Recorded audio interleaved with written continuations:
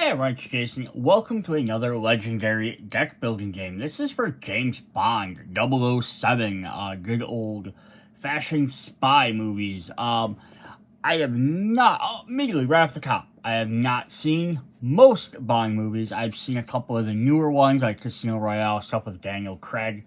But I haven't seen most of the other ones, at least not sitting down full from start to end, probably seen clips, stuff here and there. But I've always, in general, like the concept of James Bond. It's really neat. I like spy movies. They're kind of fun. And this, like, picking up this game, I actually, like, maybe get into more, want to go back and watch some of the old ones. I do also love the idea or concept of it's generally more or less supposed to be the overall same world, but like every few years they switch up different actors and different plot points, and they're not. And sometimes the movies are directly connected. Sometimes, like from actor to actor, and then sometimes when they switch actors, there's maybe references to like the old stuff, but it's more or less like here's this series of stories about this time when Bond did stuff. Here's this story from when they did this. So that's really neat. Also, this is a deck building game, and I love the legendary system. So this is a fun thing to pick up. So this is the big base game. So you have to have this if you want to pick up any expansions. There are several expansions already out. Hopefully more to come out. And what's also neat about this covers 4 different movies. This will cover Goldfinger, The Man with the Golden Gun, GoldenEye, and Casino Royale. So it covers 4 movies, 4 different Bond actors. And then the expansions, there's a little bit bigger one that has 2 more expansions in it. And then there's 2 small ones, each have 1 movie each. So that's a total of another, you can pick up another 4 expansions total if you'd like. So I'm going to actually be breaking this video down into 3 parts.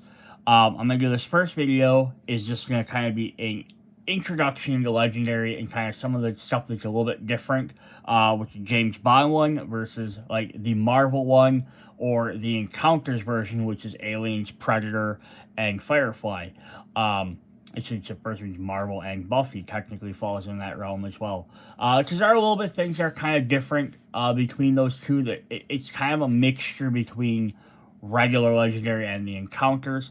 And that way, if someone has never played any of the Legendary, never seen the Marvel, you can go ahead, keep watching this video. We will go over the rulebook. It's not going to be official how to play game. I'm just going to kind of go through the rules, the gist of everything, so you get an idea of what the cards do and all that. Then in videos part 2 and 3, I will go over 2 movies in each, just because there's a lot of content to go for each one. So for example, like this is a deck for Goldfinger.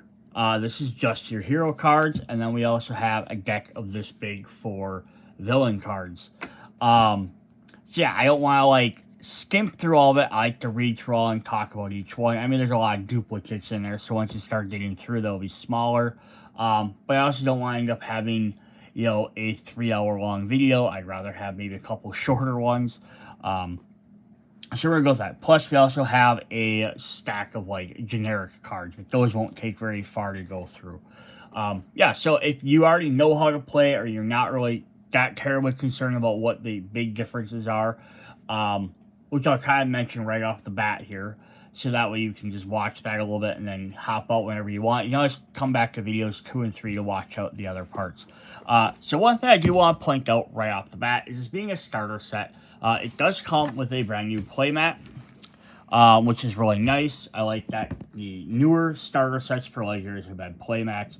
This will have more all the different cards, really your hero decks, your Q branch, which is like your main cards that you purchase are assignment, which is where villains go, wounds, gadgets. There's a special danger level we'll get into, mastermind schemes, ally decks.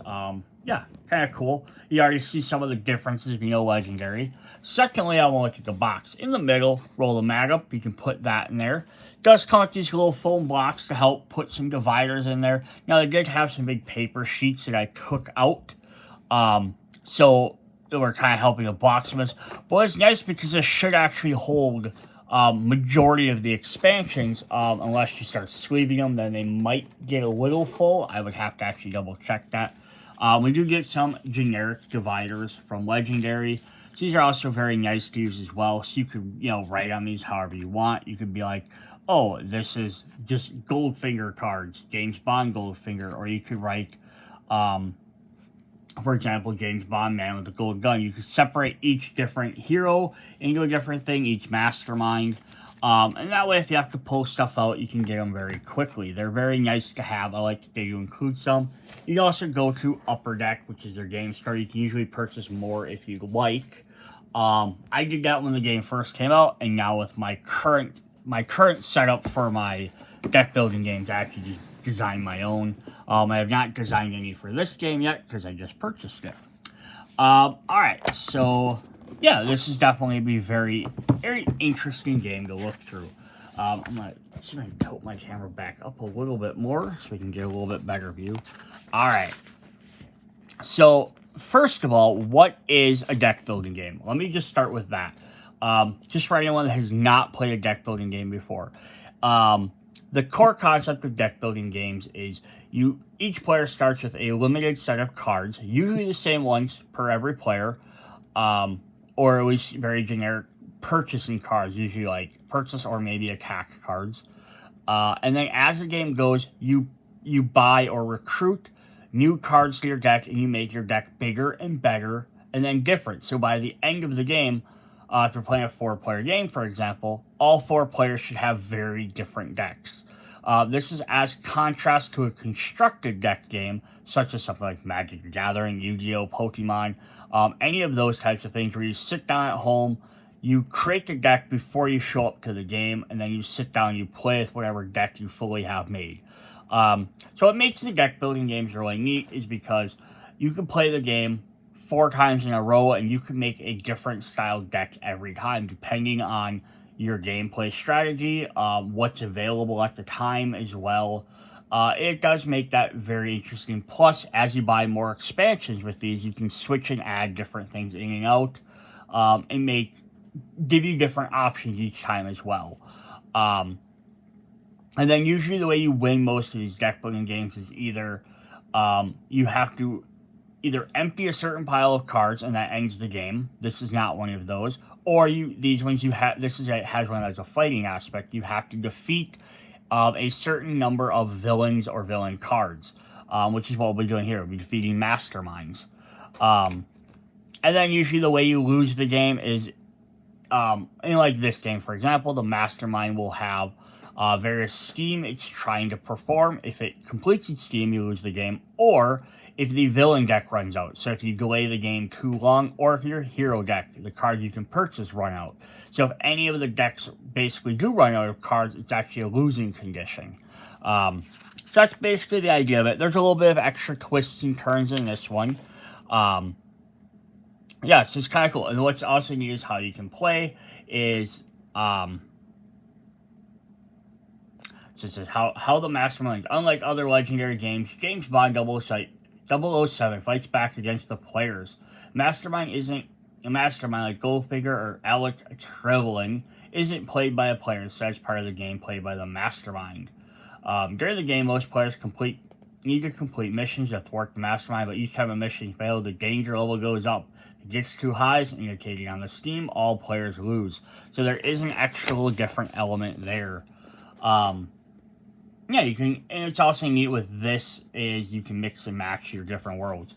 So if you're familiar with Legendary, here's what is new.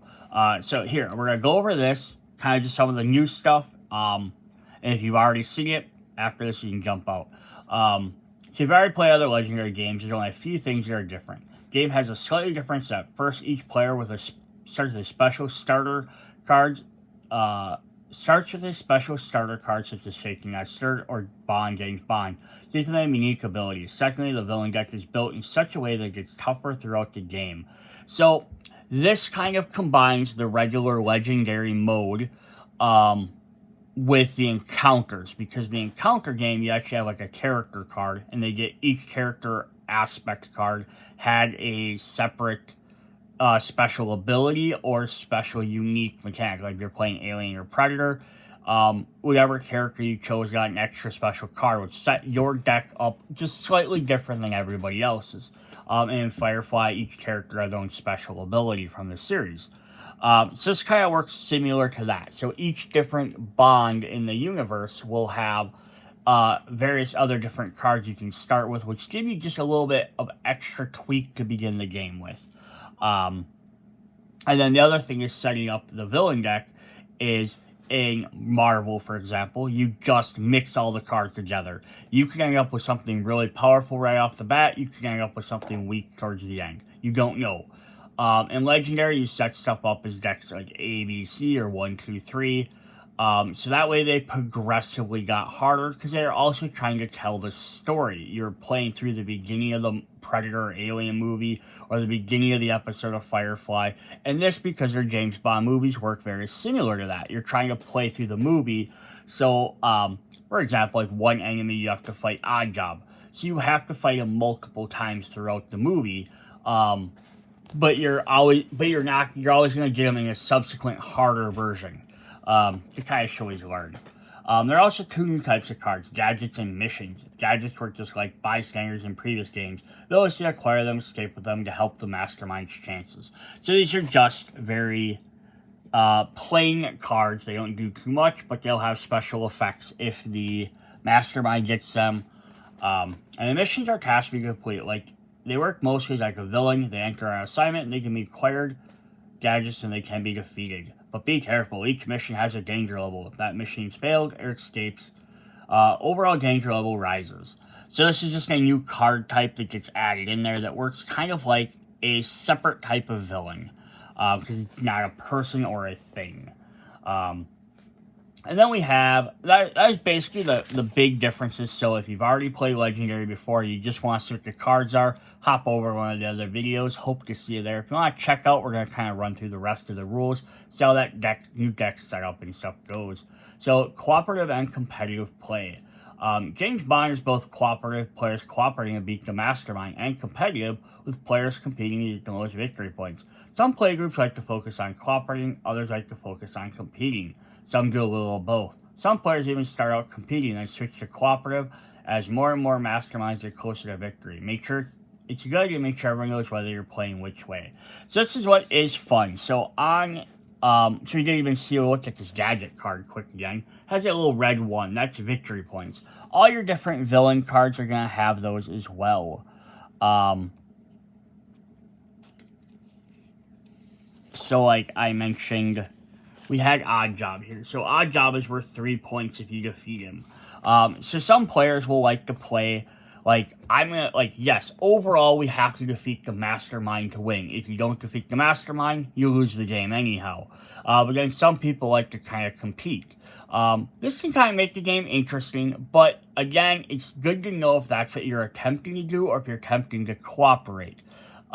Just because I say that, because if it's really like, I could use X card to make my deck better, but someone's competing against each other, they might just go ahead and keep buying cards to keep you from getting them.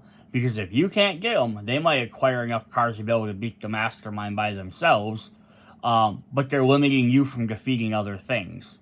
Or they might not do things that might help you out or things, various stuff like that. They might, there might be a villain in the group that's about to escape. It'll escape on the next turn. They might choose to not defeat anything, so that it escapes on your turn. Therefore, you take the negative effects.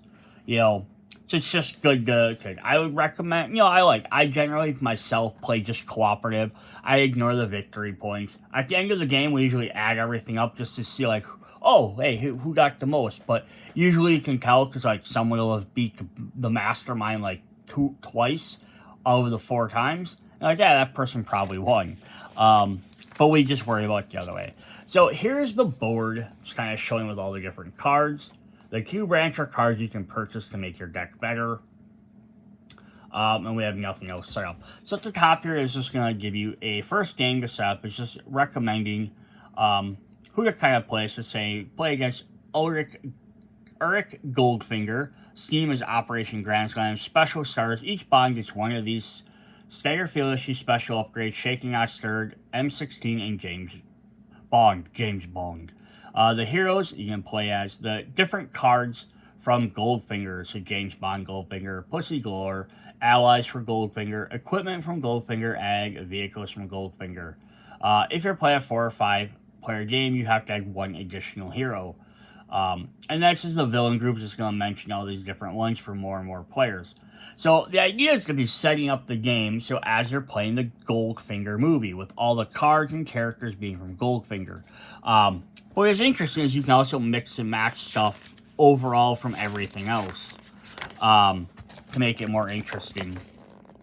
Alright, so we do have some starter decks. Starter decks, cards, game stacks. I'm not going to get into too much of all these right this moment because we're going to get into all these.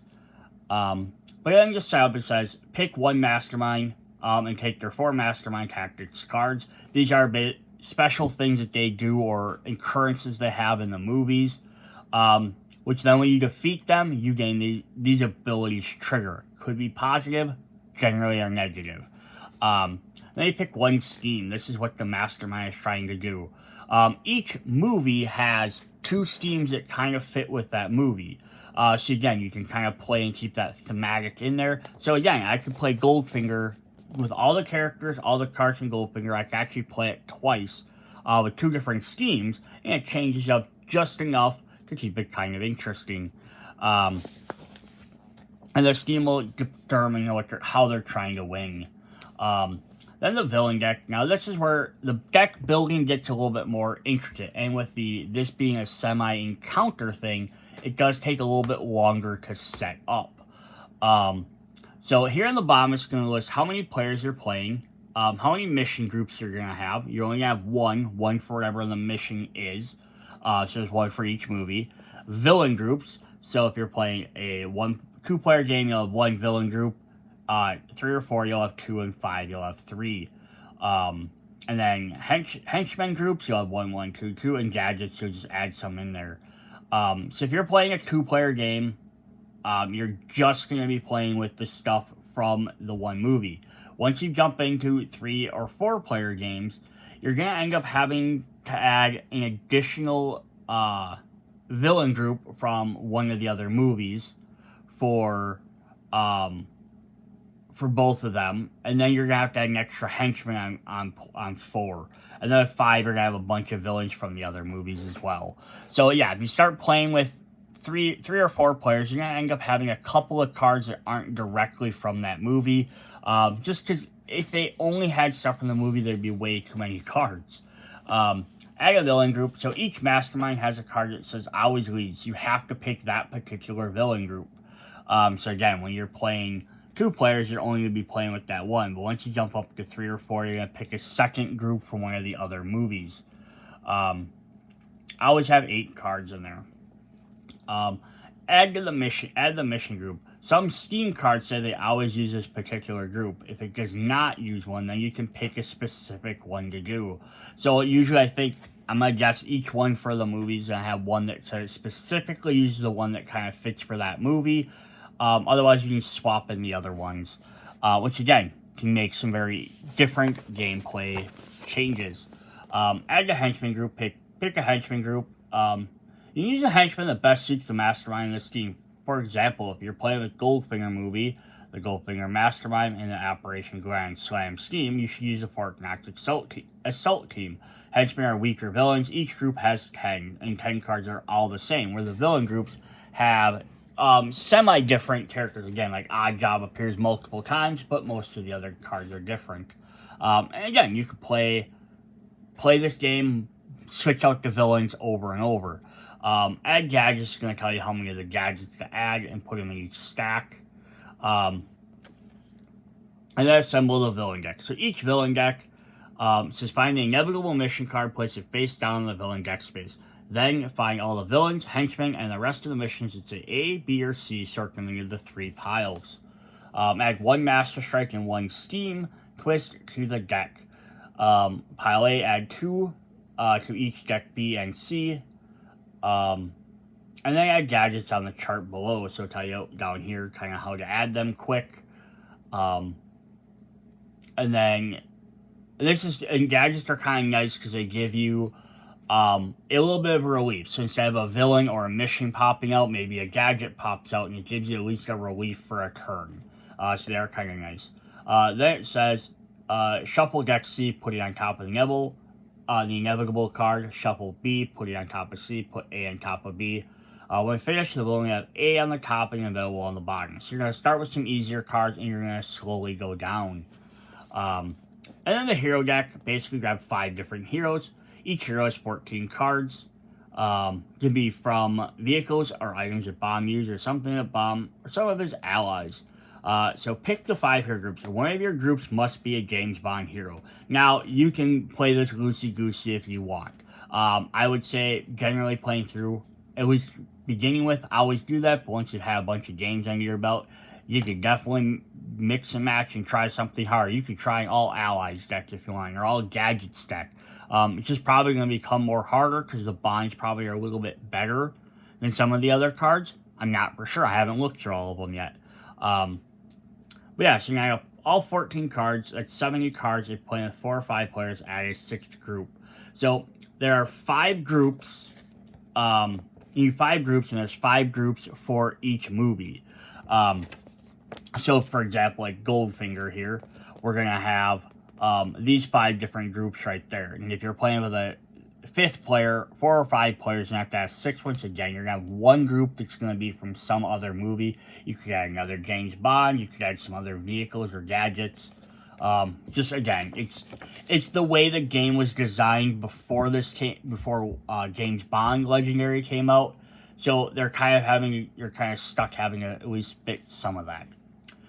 Starting the game, shuffle the hero deck, place it face down, flip the 5 cards into the Q branch. Each player shuffles their hand, draws 6 cards. And that's pretty much setup. And on your turn, you play the top card of the villain deck. First, you just see what villain popped out and is getting ready to fight you. Play cards from your hand using recruit and fight. Discard your entire hand or any cards you played and draw 6 new cards. And this is where the deck building gets in. You buy new cards, and then eventually you'll reshuffle your discard pile back up and you'll get more cards. Alright, so I'm not going to get into too much of exactly how to, what's on each card does, but just play the top card of the villain deck. If it's a villain, it pops up, it might have a special thing. They have red frames to differentiate from missions, and they always have a danger number on them. And we'll look at them a little bit closer here in just a second. To have a card go on on assignment, here's what you do. Now, this is, again, a huge difference from the regular Marvel Legendary games, is that on there, it's usually like bridge, or it's like sewer, bridge, street, rooftop, and I can't remember the last one. But they have name spaces, and there will be cards in the Marvel one that will specify those specific spaces. This one is just all on assignment. They don't have anything that's going to specify a particular part of where they're. And that's because the Marvel villains are trying to enter the city and then escape. Whereas in the James Bond universe, they might not be at a specific location or stay at one location at one time. So they're kind of moving around the board, moving around the world. So it kind of makes sense. So anytime a card comes out, if there's another card in its space, it will push each one over. And that's just kind of how cards will move across the board. And then if it is the last one on the space, it gets pushed off, it will escape. And this basically does a couple of things. Escaping villains or missions, KO knocks out a hero that costs 6. This removes that card from the game. So letting that happen is not generally recommended, because then you lose cards that you might have been able to purchase. Then they flip it up to fill in. If the escaping villain or mission hasn't acquired any gadgets, each player then must also discard a card from their choice for allowing gadgets to fall in the wrong hands. Each player only discards 1 card, no matter how many gadgets were acquired. So that's also bad, because then now you have less cards in your hand for the next turn. And then if a mastermind has an escape or failure ability is resolved, if the escaping villain has an escape effect or the mission has a failure effect, that resolves as well. So there might be times when you might be like, you know what, I'm going to have to let something escape If it doesn't have a fail or escape mission ability, it's probably okay to let something jump out. But if they do, then you really gotta be careful, because not only are you losing possible extra cards, you're also probably taking other additional effects. If the escaping mission card was a mission, that mission has now been failed with your danger level. Adjust the danger level to up that much. If the danger level reaches the amount on the Steam, the evil wins. So you gotta be careful for that.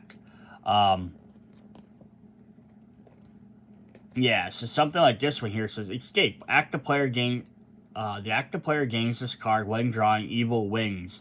So you definitely don't want to let that card escape, because then if you draw it eventually, you automatically lose the game. This one here says escape failure. Each player, this is for the mastermind, each player gains a wound. So every time they do that, you'll gain a wound card. So again, reasons you probably don't want that to do.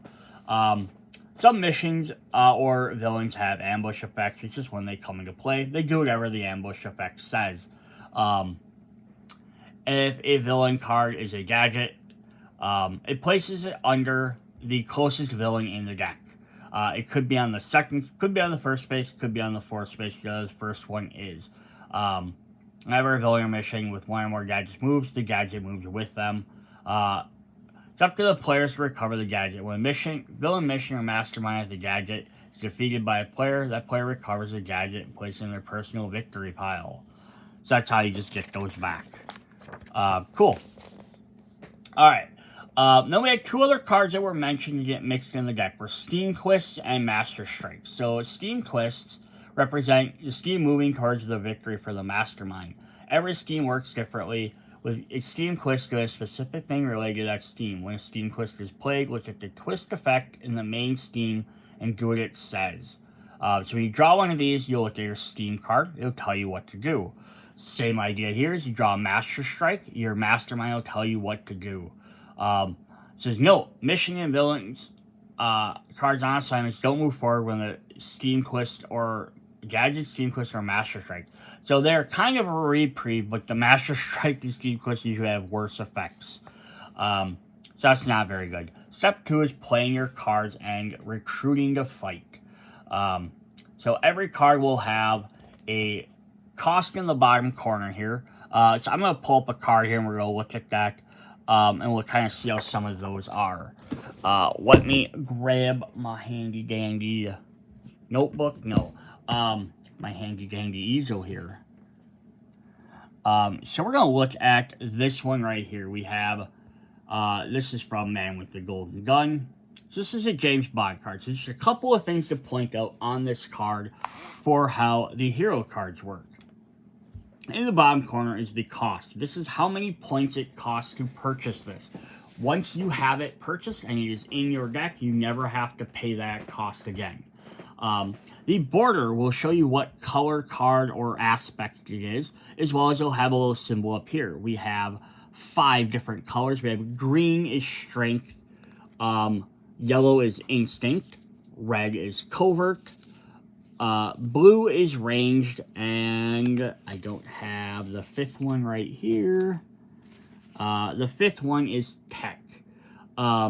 And those are your 5 different ones. The other type are going to be basics, which are gray, which don't have any symbols. So those are just different. They're different things. Your decks are going to do different things. They're going to kind of strength tend to like do a lot more damage. Tech might have special abilities. Covert have little sneaky things. They each have their own different effects. The top there is, of course, Disagreement Backstage is the name of the card, and then James Bond, Man with a Golden Gun, is the little group it belongs to. And it doesn't matter, you can have, again, you could have multiple James Bond cards, you could have multiple of this card. It doesn't matter which cards you have once you purchase them.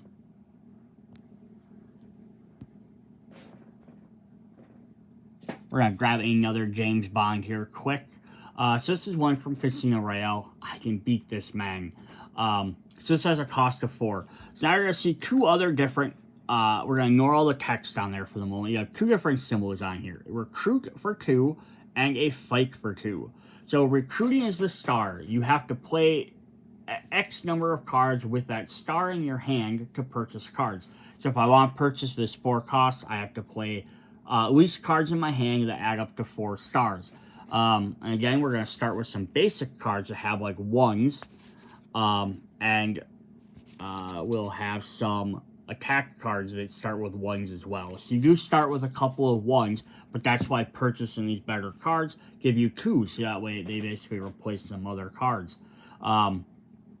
The attack symbol is for defeating characters. So again, I'm going to look at Oddjob here real quick. He has a 4 down there in his corner. So instead of it's a purchase, it's an attack. So I have to have 4 of these claw symbols to be able to defeat this character. And that's basically how that works. The stars go for purchasing, the claw slashing marks go for attacking. Then there are other different symbols on there. There's some keywords that have special effects when you do those. And then there's superpowers as well. Oops, I moved that off there. So these are called, well, I guess they're called special abilities in this game. So this has a strength symbol. So this means if you play another card before this that has a strength symbol, you get this ability. So what this ends up meaning is the order you play your cards makes a difference. And now for people that might be like, oh no, I'm going to get all confused in this. Again, if you're playing cooperatively, if you're not sure, just place your hand down. Place all your cards down. And then you can kind of sit there and work with, you can kind of, you know, I'm just going to grab this, for example. So let's say if I had these 2 cards, I'm just going to grab a 3rd card. I had 3 cards in my hand, which obviously I should have 6. I'm not sure which order I should play these in. I could just, if you really need to, just lay them down, and then you can kind of look at them like this rather than fanning them in your hand. Especially for beginner players, I would recommend this. You can kind of see what makes sense to do. So for me to activate this ability, if I want to do this, I have to play a green card first. So it'd make more sense to put this one in front. This one, however, to gain that ability, I have to play another yellow. I don't have another yellow. So it doesn't matter in general where I play this. And then as if this was my hand, now if I played all 3 of these cards, I'd activate each card in order. So I would gain 1 star, 1 fighting, would ignore this ability, gain 2 stars, and then I would do this ability if it triggers. And then I would gain 2 attack, and I would trigger this ability. But what you can do is you could play this card. Oh, I have 2 points now. Do I have enough to do anything? Nope. I play this card. Now I have 3 recruit. So before I even play this, or count this, I could use these 3 recruit points to purchase another card, which goes to my discard pile, which doesn't help me in that sense, but you might have an effect that lets you put it back on top of your deck or put it in your hand, or it might change the cards that are on the table, which lets you do something different. So you don't have to play all your cards and be boom, boom, boom. You can play 1 card, see what it does. Play the 2nd card, see what it does. So then if you're going to lay these down, you could be like, I'm activating this card. I'm activating this card, activating this. Again, I'm just recommending this is maybe a good way for newer players to this game to figure out how to do it. And again, you never have to play all your cards either. In case maybe something has an effect that you don't want to do, you could opt to not play that card, which is always an option as well. So for example, even like this, it says you may fight a henchman for free if there are none, draw a card instead. So if for whatever reason, there's really no downside to not ever do this, because if you don't want to, if there's no but maybe you don't want to fight a henchman, but it is a may option, so it is there.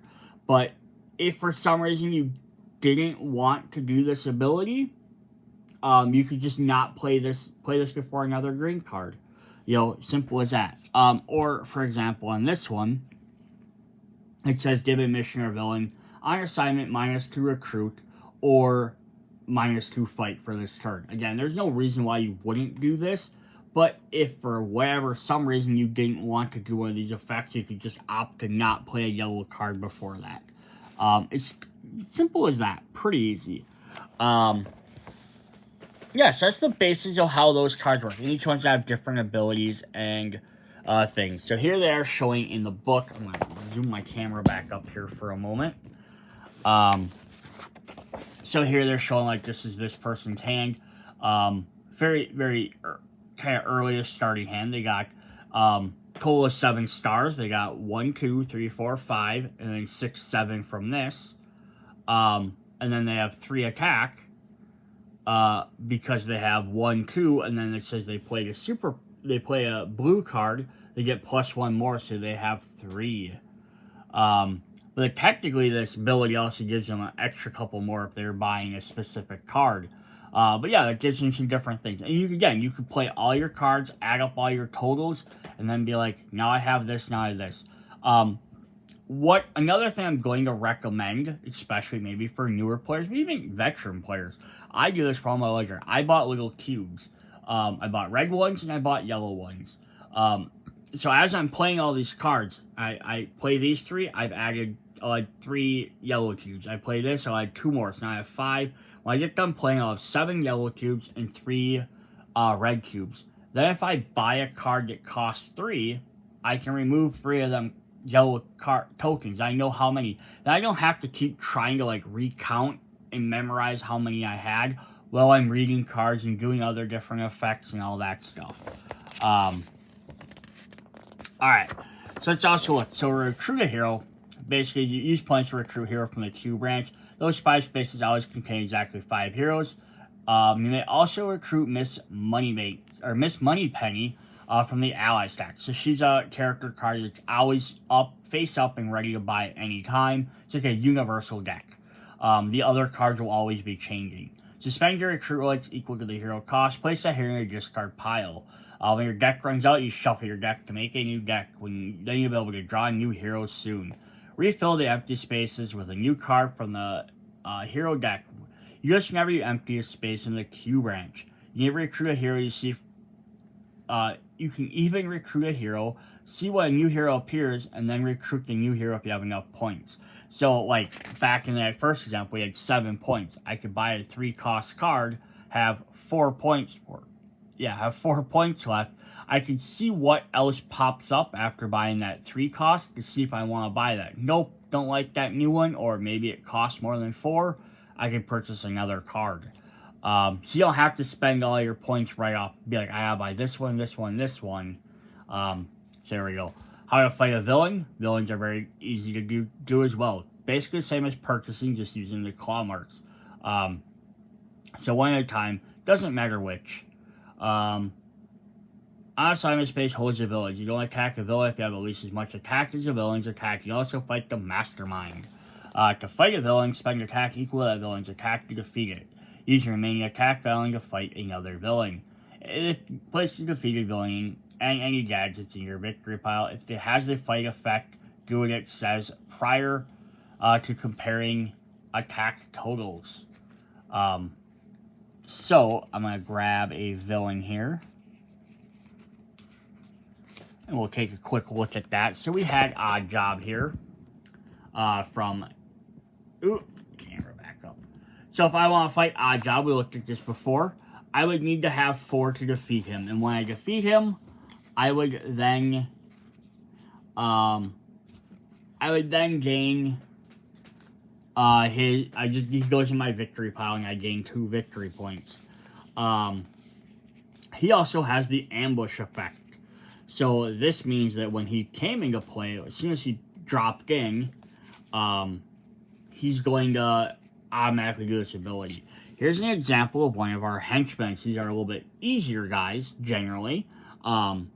This one's a little bit harder because he's in deck B, because they're also going to ramp up. But he costs 4. But when I fight him, I gain 1 recruit. So if I defeat this guy, I gain an extra recruit point. So this can be very strategic to do. And sometimes you might leave the henchmen alone, or some guys are just alone, even if you have enough to defeat them. You know, there's room on assignment, so no one's going to escape. I don't need the recruit point. I have 3. The highest cost, there's nothing I want that costs 4. I'm not going to be able to purchase anything else. Everything else is higher. So I might leave this and save it, let someone else on a later turn purchase it, rather than just defeating it for the sake of defeating it and then having a wasted point. So that's a different thing there. And there's a bunch of villains that all have different keywords. Then we also have missions that work the same way. To set up explosives. So I have that danger level of 1. So if this escapes, that danger level will go up by 1 point. If I succeed in beating this, I get 3 attack. So it's kind of like the fight, but it's called succeed instead of fight because I'm not fighting a mission, I'm succeeding at it. But it costs 5. But yeah, this again, you might want to save these for somebody else where it's going to be worth a little bit more. You can use it again. Just kind of depends. The other thing that missions also do is sometimes they have a recruit cost instead. So this actually makes them a little bit more interesting to play as, because sometimes you can amass a lot of recruit, but you can't get attack. And if you're stuck there, no, I don't really need to buy cards necessarily, but maybe you need to do this. But it also means that this is deck ace. This is very early on. It also means that you're going to have to spend your time defeating this card with your recruit points versus buying cards. So it makes an interesting thing. Also has a nice effect here for this. Is -2 recruit for each ranged hero you have played this turn. So potentially, if you play 3 of them, somehow while this is still available, it actually becomes 0. You can defeat it for free. So that's kind of nice as well. Kind of cool different stuff they have in there. So, yeah. That is some of the villains in that. And then, just to look at that quick, we're going to look at quick at the Mastermind, since we did mention them as well. So yeah, they have like leader, has Seb, always use Goldfinger group. Seb shuffles 6 characters, good stuff. And if you draw up Master Strike, he does a special ability. And he has 6+. Because he can potentially gain more depending on some of the extra cards it might get, so he has more. And then he has 4 tactics cards, all have different abilities, but they're all going to have that 6 as well. So when you beat him, you draw one of these cards, so these like stay under him. Sometimes you even face down, some people put them this way, just depending on which one. So every time I defeat Arc Goldfinger, I draw one of these cards, I get to do this effect, and then this goes in my victory pile. Then you defeat the next one. Sometimes, so the game wins when you defeat all 4 of these tactics. Some people, though, also like to play where if you you play the 5th one, where then you have to beat the Mastermind by himself one last time. That way you get actually the effect of all 4 tactics. And then the schemes, because we didn't look at those yet, always uses this particular mission. Set up, use your 5 steam twists. So this game always has 5 steam twists in the James Bond. If you're playing the Marvel version, there's some that might have 5. There's some that could have up to like 8 or 13. So it changes on those, but these always use 5. Every time you draw one of them steam twists, you have to do this effect, and you will win when your danger level hits 5. So look at the other one really quick. This one doesn't have a specific mission attached to it. So you can use this with any mission group. So this one you only specifically have to use that one group in there. The other one doesn't. So you can mix and match it with some of the other movies. So you kind of see how some of those are. Back this up. We got just a couple more rules to go through here. So we did talk about defeating a mission here. Some missions require using recruit instead of attack. To complete, just spend the attack or recruit to defeat it. You use the remaining to buy or defeat something else. So same thing as everything else. Your victory pile. Each player has their own face-up personal victory pile. Holds all your villains and missions you defeat. Complete and gadget to recover. Missions, villain, gadgets don't usually go into your deck. It's usually because there might be a possibility that either later on, or if you've played Marvel, there's some special bystanders, which are like the gadgets of this game, which you can recruit as heroes. There are villains you defeated that became heroes. So sometimes that can happen. They might show up in later sets, but nothing in this one. Many players keep their victory pile horizontal so they don't mix them up with their face-up discard pile. At the end of the game, villains, missions, and gadgets are points toward your victory cards. Alright, so step 3. So after I've played all my cards, I discard my cards and I draw 6 new cards. At the end of your turn, place all cards you played into your discard pile. Any cards in your hand you didn't play as well. Then draw 6 new cards. If you don't have any cards left in your deck and you still need to draw more cards, shuffle up and redraw it. So if I discard my entire hand, plus any cards I purchased, so that'll be in my discard pile. And if I have to draw 6 cards and I have 3 cards in my deck, I draw those 3 cards, shuffle my entire discard pile at that time, and then I make a new deck and I draw 3 new cards, and now I'll have an empty discard pile. And then do any end of turn effects.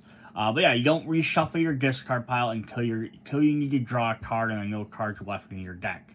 So this can be very, I don't know if it's going to happen in this game, but there are legendary cards and future expansions might do this. Sometimes there's stuff that says if your deck is empty or if your discard pile is empty. So you might have to trigger things at certain times. Sometimes it'll tell you to buy a card, put it on top of your deck. This helps you get it a lot quicker. Or put a card back on top of your deck. So there's various things like that. We kind of looked over the Mastermind quick. They have black cards and frames. So I'm not going to get into too much of this. And defeating any Mastermind tactic cards lets you recover all gadgets currently under them and place them into your victory pile. Winning the game, they have defeated the Mastermind 4 times. Losing each time a mission is failed, increase the danger level by 1. This is definitely a new aspect that Marvel does not have, is this danger level. So, again, there's always the loss if something escapes, is you might have to KO cards, might discard cards, you might suffer a fail or escape effect. But this also means if you let them specific ones leave, it increases the thing. And I kind of put this as leans more into the encounter side, definitely, because in like Alien and Predator, you had if the Alien or Predator cards got past their board where they come under the villain deck, they got, I forgot exactly what their area was called. It goes into an area, like if it's an Alien or a Predator, it goes into an area where it now starts attacking your character because you actually have health totals in there. So that added a different element, so it's like you couldn't just let things escape, because if they escaped, too many things escaped beforehand, then you have more things to deal with trying to defeat you. And this kind of the same idea. Is you have a bigger penalty for letting certain things escape. You can let 1 or 2 missions go through at the beginning, but if you let too many, then you're going to you're going to get to the point later on in the game where you absolutely can't let a certain mission fail, or you will lose the game. And there might just be a time when it's like, oh no, I can't do anything because I just didn't draw the right cards. I drew a bad hand. So that kind of could end up happening. Additional rules, there's inevitable card. So this is the one they did mention will be the last one in the deck. It says, once the inevitable card in play, it will move 1 space whenever you need to play a card from the villain deck. It usually means it will move 1 space at the start of every turn. If the inevitable card moves off the assignment, it is failed like any other mission, which means evil wins. So if this gets to the end, and this they did in, I know they did this in those encounter games as well, so it kind of signified the end of the movie, right, or the end of the episode in Firefly. So you have to do this. You can't just so instead of just the villain deck emptying, which is Marvel, if it empties you lose the game, here it can technically empty, but then you only get like 5 more turns to get this to defeat it. So it gives you a little bit of buffer, kind of. If a villain or mission can never be moved or otherwise placed to the right of the inevitable card, so if it ever says move it back to the front or all the way to the left or right, or all the way to the right, you just have to ignore it. Inevitable cards can't be moved by any effect except by what's written on the card itself. Yeah, so that's basically how that works. Then we have KOing, so we have effects we mentioned before. The card tells you to KO, it means knockout, it means place it in the KO pile. Cards in the KO pile are out of the game. Players and the players in the game all share one big KO pile next to the game mat. Now, you can separate this. So, usually lots of times people put the KO stuff up in here so you can still reach it, because there are sometimes ways to get those back. But, for example, because the KO card from your hand can't, the KO card can't be from your already played cards this turn. It has to be a card that's still in your hand. So this could definitely be a thing you have to pay attention to. If you have a villain that says when you fight him, KO a card in your hand, you want to watch what you have in your hand. And now, KOing does sound bad. There is a benefit to it, because we did mention we do have these very basic cards, which only have 1 star or 1 fight on them. As the game goes on, you want to get rid of your starter cards so you're not drawing them. So that way later in the game, your hand will hopefully only be full of the colored better cards that have 2, 3, 4, 5, 6, 7. Even still, you might even buy this card right off the bat, which gives you 1 recruit, 1 attack. You might KO this later on too, just so that you have the option, just so you're not drawing it later when you can pick up a card that gives you 3 or 4 attack or 3 or 4 recruit. Yes, definitely sometimes it's a good effect too. Also, sometimes when people put stuff in the KO pile, you might separate villains into 1 KO pile, recruit like hero cards into another one, just so you can find them quicker. Couple other little things to go over. 007, 00 agents, Mrs. Moneypenny allies, your starter cards and your all ones. So are your basic heroes. So if a KO says KO one of your heroes, you can KO any of your basic starters if you want. Defeat, card tells you defeat a villain. Add that villain to your victory pile. You still do that villain's fight effect. Card says a villain is not defeated. That means leave it where it is. Complete a mission, acquire gadgets. These are all very simple to understand, so I'm not going to worry about reading all of those. Friendly players. A player, cooperative, and each other are considered friendly. When playing a competitive, only friendly player is you. It's possible to play teams in case your teammates are friendly. So that's also an interesting way to play as well. Then we have wound cards. So we haven't looked at wounds yet. I do want to grab these. So we have a bunch of different gadgets with different pictures. They all work the same. We have our Master Strikes. We have our Steam Twists, all the same pictures. And then we have a crap ton of these wound cards. So wound cards are basically in most deck building games. You're going to get some sort of junk card, essentially. Which is what this is. So wounds are special. They're going to get special things. They're showing your character takes a wound. So basically what these do is they just clog up your hand. So now when I draw this, it has no other effects. I don't have recruit, I don't have attack, I don't have any special abilities. So basically if I draw 6 cards, now I have 5 cards in my hand that are useful and 1 wound card that doesn't do anything. You can play the card, you can choose to not play the card, it doesn't matter, it doesn't generally do anything. There are sometimes cards that do gain bonuses from having wounds or can block wounds. They might say, if you have a wound, you can do this effect. I don't know if there's any necessary in this game, but I feel like Marvel the Hulk usually has cards that use the wounds. So there might be possibilities in this set as well. Some cards let you KO wounds, so you don't have to worry about it. But card tells you to KO one of your heroes, you cannot KO a wound. But if it says KO one of your cards, you can KO a wound as well. So again, if I have a card that just says KO a card, I can get rid of a wound instead. I was trying to see if I had one of these cards right here quick, I could just say. I don't think I have one right off the bat. It says to KO a card. Usually I have to look for it. But we did have Odd Job here. When he jumps in, he comes in, each player gains a wound. So everyone automatically gains a bad card. So that's never good. Now, what can you do with wounds since you're just stuck in your deck? It says on the bottom here, it says, if you don't recruit any heroes, fight the mastermind, fight any villains, or complete any missions on your turn, you may KO all wound cards from your hand. So if you have 1 wound card in your hand, it's probably better off to just do any of the things you can do. If you end up with 3 in your hand, you're probably not going to have a good enough hand to do anything, or even if you could, like, I have 3 recruit, or I have 3 attack, I could defeat a henchman. You might opt to not do it to get rid of all the wounds in your hand. Granted, once you get rid of them, they're going to go in your discard pile, shuffle them up. You might not draw 3 in a row again, but if you have a lot, it's probably worth sacrificing a turn to get rid of all of them.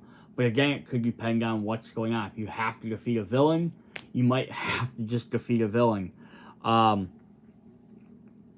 now, what you can also do, it just says you can't recruit, fight, mastermind or villains, or complete missions. You can still play all your cards. So you could play, so if I have 2 wounds in my hand, I could play the other 4 cards in my hand to see what I get.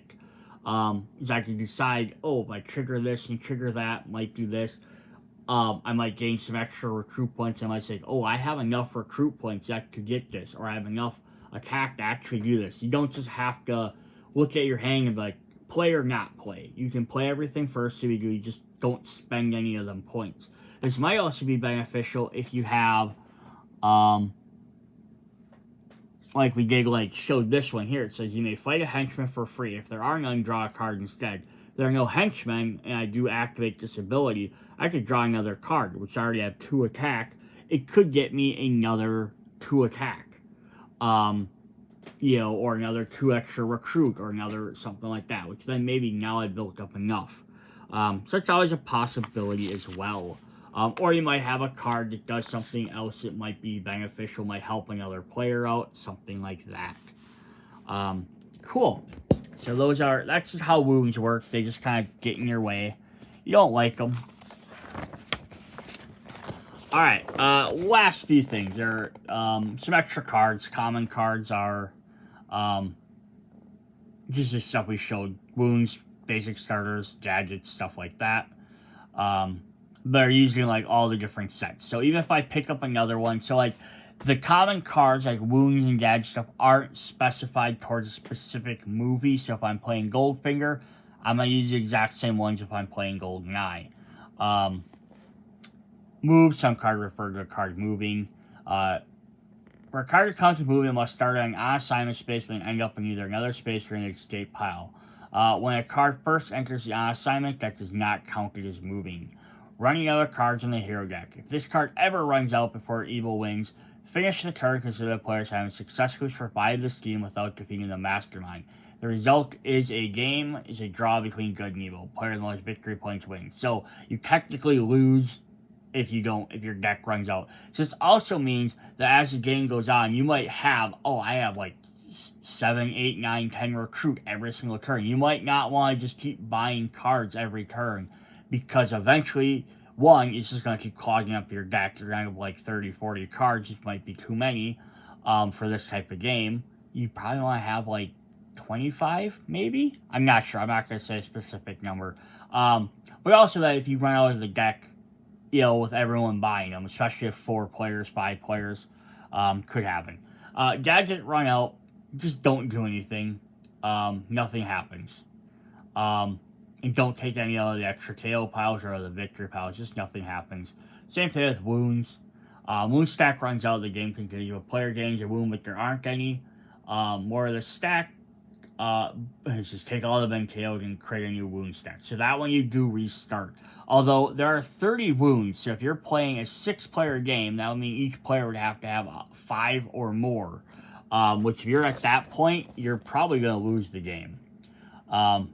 Stack runs out of allies, you just can't do any extra allies. I'm going to skip over special abilities, we kind of went over theirs. 2 classes. Some cards like Time Bomb have a single class ability and a double class. If you pay 1 card, matching with the 1 class, you get the single ability. If you play 2, you get both. Villain cards that go in your deck. Some cards like Drop Derby go into your deck when you fight them. Once there, use the second half of their text as the recruiter attack on the left side of the card. So we're going to see those. Some stuff just mentions +1, reducing, printed, all very simple effects. Masterminds don't count as villains though. So villains are powerful, they're far beyond regular villains. As a result, masterminds don't count as mere villains. So anything that says like defeat a villain or reduce a villain's attack or cost does not affect the mastermind. Vice versa, is if something says it affects a mastermind, it does not affect a villain.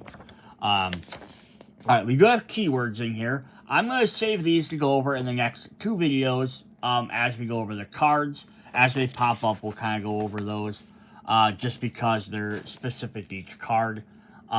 We do have solo play here. You can set some stuff up if you like to play solo. I'll kind of just hold that for a sec if you want to look at those.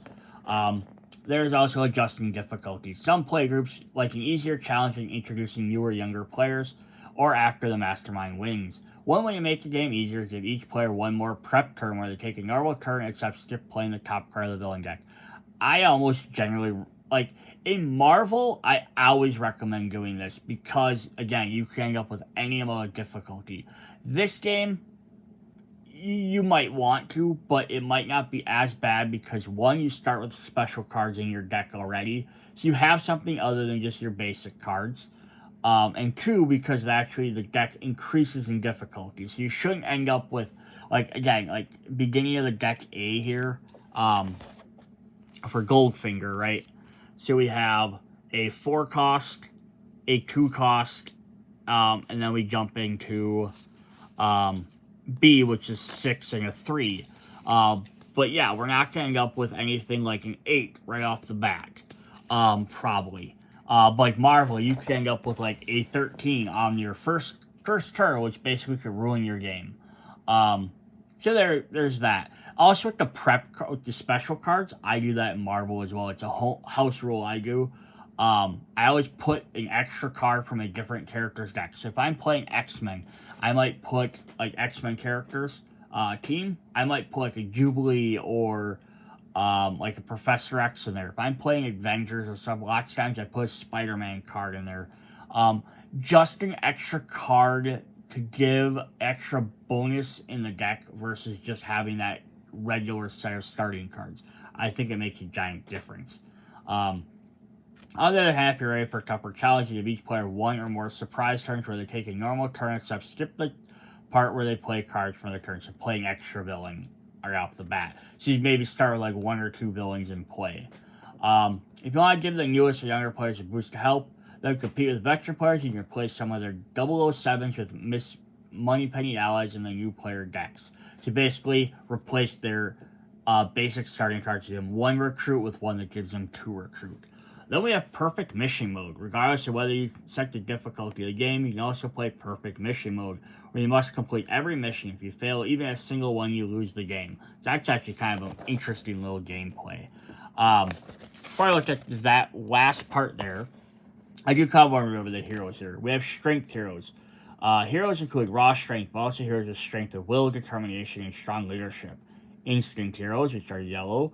These are an intellect and intuition to win the game. Red covert heroes include heroes who use trickery and deception to outwit their foes. Tech heroes include heroes using advanced technology and weaponry. Where are heroes based off the brilliant adventures of the incredible gadgets of Q Branch. And ranged heroes are crack shots able to track their foes or help their allies from a distance. Then we have our basic startings, our 007s and 00 agents. Our heroes of their own right, but aren't quite as powerful as the other heroes. And Miss Moneypenny starter ally, their the beloved Miss Moneypenny is also low for recruit. Efficient and capable, Moneypenny is always there to help Bond and friends with support. Alright. And then the last thing we want to look at here is just mention the 4 movies. It does break down the different groups. Main Mastermind and their villain group. They're 2 different, the mission group and the henchman group. They don't technically list the schemes which go with each one, but you can definitely look at that. Yeah, there's all our different other cards. You do the Visor to help protect stuff. On the back, it does just do a quick extra breakdown. Alright, so that's what we have for 007 Legendary James Bond. Very long video, but I kind of want to go through the, again, breakdown early on for people that are just jumping in. New players that maybe, hey, they never played Legendary, but they're a fan of James Bond. That's how you guys are finding this. So I hope that kind of explained how the game went. Next 2 videos, each one will go over one of the 2 different decks. So the first one will go over the Goldfinger movie. The second one will go over The Man with the Golden Gun. And then video part 3 will go over GoldenEye and Casino Royale. Hope to see you guys in there. Check you later. Bye.